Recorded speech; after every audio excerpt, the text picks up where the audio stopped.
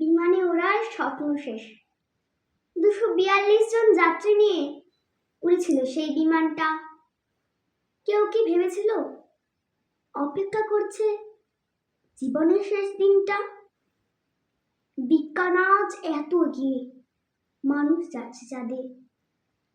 বিজ্ঞানে যেমন আশীর্বাদ আছে, ঠিক তেমনি অভিশাপেও মানুষ কাঁদে। ভারতের ইতিহাসে 12 জুনের দিনটা স্মরণীয় হয়ে থাকবে। স্বজন হারানো কি যে যন্ত্রণা, কেউ কি ভুলতে পারবে? সবাই জানে, রাখে যদি হরি, মারে তাদেরকে। কথাটা আজ সত্যি মনে হয় বিশ্বাস কুমার রমেশকে দেখে। আকাশে ওড়ার স্বপ্নটা যে আজ রয়েছে সবার মনে। প্রার্থনা করি এই দিনটা আর না যেন আনে।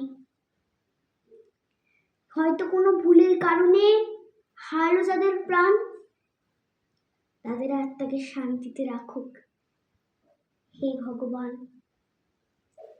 নমস্কার।